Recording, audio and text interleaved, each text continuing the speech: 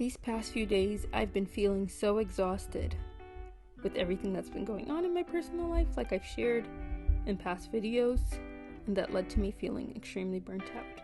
But the show must go on, so I'm introducing my OCs today. And we are starting with Chloe. Chloe is the cooking witch. So, basically, a little background for my comic, and then I'm gonna just talk a little bit about my characters, trying not to spoil anything about the comic, since I'm gonna be launching it eventually, hopefully soon, sometime this year. Chloe is the cooking witch. She basically uses all the ingredients that Vincent forages, Jake prepares, makes like plants and everything, and makes remedies and stuff for a bunch of customers. The customers can be supernatural, they can be human, but they live in a primarily supernatural town, so most of the time her clients are supernatural. And originally this setup was supposed to be like their work outfit and then like a casual outfit, but I had forgotten that I did that, so the other people's pages are going to look a little different than Chloe's. Chloe is one of my original characters in this universe. I created her like very early on. She's a part of this trio of the first 3 characters I ever created: Chloe, Joey, and Zoe. And Joey and Zoe are not in today's video, but I did start with Chloe because she's always been the easiest for me to draw, really familiar. I love her. She's like a kind, bubbly, sweet person, so I chose the color pink because pink is a very feminine color, and it is also, I think it's a really, like, you would associate it with bright poppiness, happiness, you know, stuff like that. She's typically more on the quiet side, but that doesn't mean that she doesn't like to have a good time. I chose her to have a more soft girl clothing. Like, my Pinterest board for her, I based it all off of soft girl aesthetics and like clothing like that, so it's very much all that springtime bubbliness, you know, the strawberry dress, a little bit whimsical but not too like complicated. I chose her to wear Converse as well, red Converse, because I have a pair of red Converse, and so I just always put that on my original character sometimes. I am also recording at 2 a.m, so I'm hoping I'm not too quiet and you guys can hear me. My family is asleep, and so yeah. I also worked on the logo for the comic, which the reason that there's a coffee bean is because Witch's Brew is supposed to be a coffee shop, kinda. There's dripping for like blood, and also just like the idea of a liquid potion, stuff like that. And then the little logo is a coffee handle with a wand, like, you know how they have like a coffee pot thingy, and with the wand on top of it to show some magic, but it's more like a magician's wand.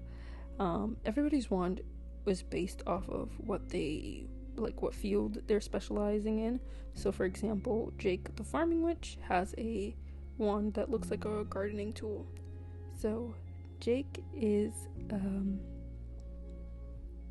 also really bubbly. She's not quiet, I wouldn't say, but she's more on the naive side. She isn't from the city. She's from not even the suburbs. Like, she's really from the countryside, like isolated. She is a little bit different from the others, and her parents wanted to protect her, so they had her grow up alone. She was homeschooled in all of her magic and everything, and they just passed on their knowledge of everything that they know about their farming skills. So she has the farmer aesthetic, you know. She's wearing overalls or dungarees, and she wears like Mary Jane's little heeled boots, rain boots, stuff like that. Very made to handle all terrain, but she is not a tomboy. I definitely say she wants to be frilly, girly, stuff like that. and she's also albino.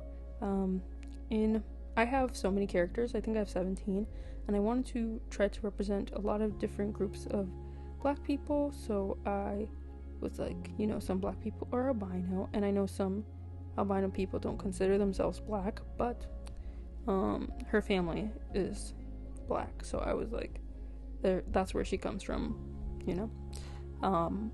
I really wanted to have a character who in this universe who's like kind of experiencing everything for the first time, really getting to know about the culture. Like, this is one of the ways that I'm going to show the culture through the comic. I hope I didn't say anything too spoilery. I always forget what's like common knowledge and what's not. But yeah, she has a little tomato on her shirt underneath the overalls. Over the course of creating this, I realized I was really struggling to draw the shoes, and I think I kind of got better towards the end, and I remembered to use references sometimes, not all the time. So yeah, I've been working on this over the course of this past week. So this is actually for the first time ever a real-time video. Usually these are pre-recorded, but I'm working on this the day before, and I'm hoping to get back ahead of things tomorrow and show you the other 6 girls, and then I'll show you the guys. And yeah, so the next person we're working on is Vincent, the Forager Witch. Vincent is very inspired by the 60s, in love with the retro aesthetic. She's a tall, skinny girl. I think she's very much like, I hear somebody walking around. Oh, it's my mom. I got scared. It's just my mom. She's wondering who I was talking to. I'm talking to y'all. I know, like I said, it's really late at night. I'm trying not to disturb anybody, but I also need to get this video out, so yeah, she's really inspired by the 60s, in love with that aesthetic, and I think she's just, I don't have her personality fully fleshed out, but I remember I was like, oh, this is gonna be the last character I create for this universe. That was not true, but I was like, this is gonna be the last character I create. So I remember wanting her to just be a little bit more on the chill side, really like about like really into the humanity, really down to earth, nothing too crazy or out there. I feel like a lot of my characters are just nice, and I have to think about different situations that they're in to fully flesh them out more, which I'm gonna do a tutorial on how to create an original character soon. Hopefully after this video, I think I'll do that. But yeah, she has a little berry wand, and she can just help crops grow, really and find like the best stuff, find herbs and everything, but she doesn't really know how to use them. She just knows where to find the best stuff and how to produce the best stuff. So yeah, I'm really into earth and healing and natural stuff, so I kind of wanted that element to also be in this story.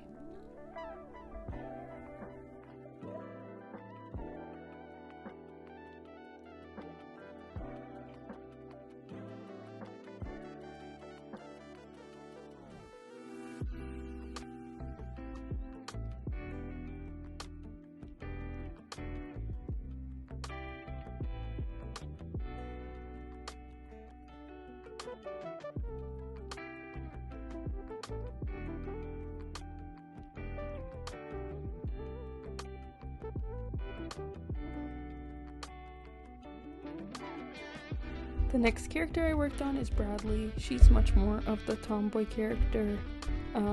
She has a very, not like basic style, like skater boy style, very plain, likes to wear baggy jeans and stuff. And I had fun doing this page. When I think of her, describing her, I think of her as like a little rude, a little standoffish. Like, she's completely like a kind person to her friend, but she's a little snippy, sarcastic, isn't really, she's more like a jaded type because she sees into the future, and like that's what she does. She works with people, tells them their fortune, and then like knowing what's gonna happen and everything. And you know, people have a lot of anxiety and worry about stuff, and because she's doesn't have that, she's very like more apathetic to that time kind of thing. So it's kind of funny when people come to her for her services and she's just like get over yourself, like things are gonna be fine. But yeah, I really I like drawing her a lot, and I think she's, let me see, I think she's my 10th character. Let me see something. I did Jake, Andy, and Kyle all in one bundle. And yeah, I did her and Bobby at the same time. So I think she's my 10th girl. And Bobby is my 11th and final girl in this universe. I hope I create more original characters eventually. But for now, this is a set group that I have. I just did this earlier today, I'm realizing. Wow.